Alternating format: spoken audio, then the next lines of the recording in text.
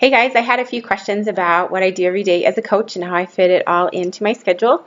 So I want to go ahead and answer some of those questions for you today. So basically an average day right now where my husband is on a swing shift and I am working graveyards. It's a little different than my ideal day. So I'll first talk about how my average day is right now, and then I will talk about how my ideal day would go and that I've had in the past. And as you know, I have been a coach for a year and a half. And I typically enroll between 5 to 10 or 12 people a month. And so I hit Success Club 10 almost every month since I started as a coach. And the reason that I do is because I make it a priority, and I know that the only way to grow my business is to hit Success Club. And I know in order to grow it to a six-figure income that I need to be hitting Success Club 10 every month, no question, and no excuses. So my regular day right now is I'll get up with the baby and I'll help my son get off to school. A couple of times a week we'll go to the gym at that time. So when I wake up, I don't look at my phone at all. Like I'll look and see like maybe if anyone's messaged me over the night and check to see if there's anything really important that I need to get to right away. But typically I'll just look at that and then close it. And I won't even open my phone back up until I get home from the gym. And then I usually put the baby down for a nap, and then I'll open up my phone and I'll look at all of my messages, and I will follow up on all my messages at my computer because it's way faster to respond to them with my computer than with my phone. And then I will open Facebook. And so every night when I go to bed, I log out of Facebook, and I don't log back in until I'm ready to work in the morning. When I log in, the first thing I do is I look at my notifications, and I just kind of go through them one by one and figure out like what's going on. And then I'll go to my newsfeed because usually like the most popular stories will pop up in the first few posts. And a lot of times like my top coaches posts will show up in the first few. So I can hurry and look at those and like and comment on those and kind of see what's going on Facebook for the day.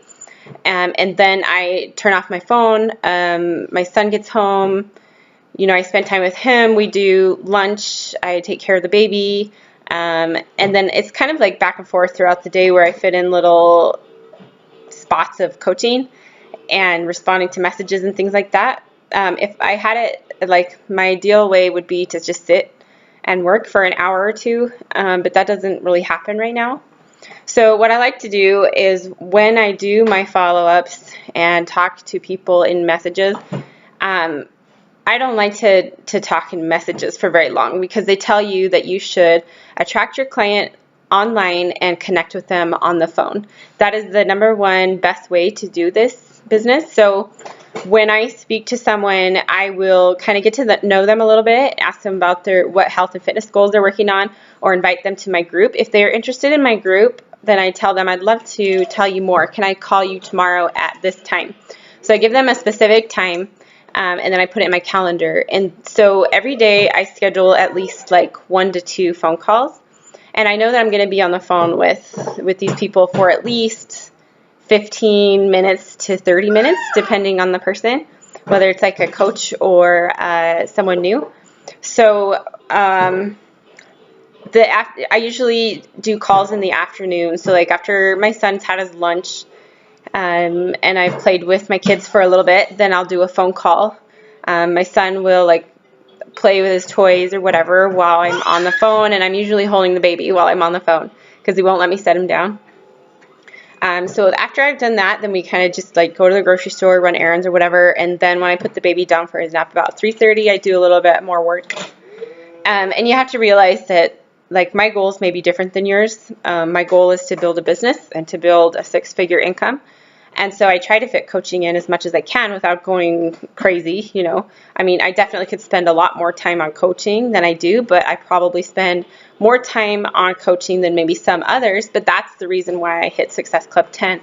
And that's the reason why my income is growing, because I have a strong why. I have a strong desire and reason to work and to put those hours in. And so that's kind of how it works. And then we have dinner.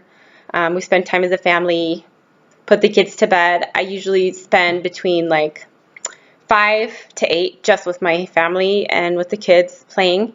After I get the kids in bed, then I go straight to my computer and I work until I go to bed. When I first started coaching, it was hard for me to work after I put the kids to bed because I just wanted to watch TV. But I know that the only way to get a different result is to change something that I do every day. And that was the only time that I had to really work on coaching. So when my husband is gone at work on his swing shift, I am working. I'm doing coaching. I am reaching out to people.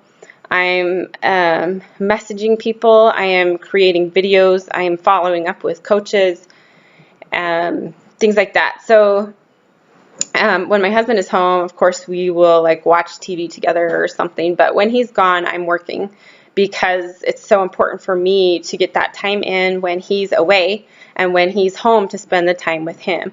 So that's basically how it works. Since he's gone at night, then that's when I work. But so my ideal day, and this is kind of what I've done in the past, is I would wake up early, like before the kids woke up at like 6 o'clock in the morning. And as soon as I woke up, I would do like a morning routine where I would read a little bit of personal development, like a few pages. I would write out my goals for the day, what I wanted to accomplish.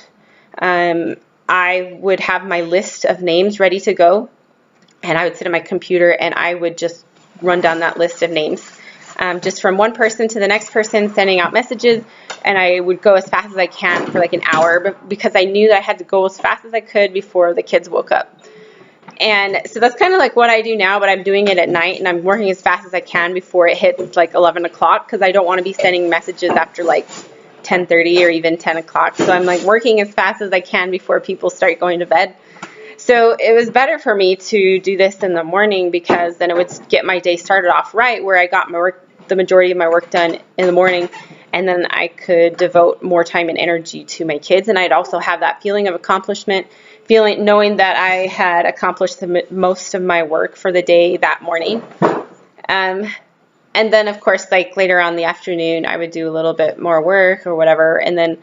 But when I was doing that, waking up at 6 or 7, I was going to bed right after I put my kids to bed. So that's the difference now is rather than going to sleep right after I put them to bed, I am staying up and working instead of waking up early. But, you know, just find out what works for you. Every single day I don't necessarily like make check marks on a business activity tracker or anything because I've done this for so long and I do it every single day that I don't feel like I need to mark it down. But I'm always adding friends. I probably add 3 to 5 friends a day, just like not even thinking about it. I just see them pop up in Facebook. So I just click, it says like, you may know this person. So I click add, just as I'm scrolling through Facebook. I typically never just sit and scroll Facebook for the fun of it unless it's late at night and like it's too late to message people. And I don't recommend scrolling Facebook at all because it's a huge time waster. You won't get stuff done.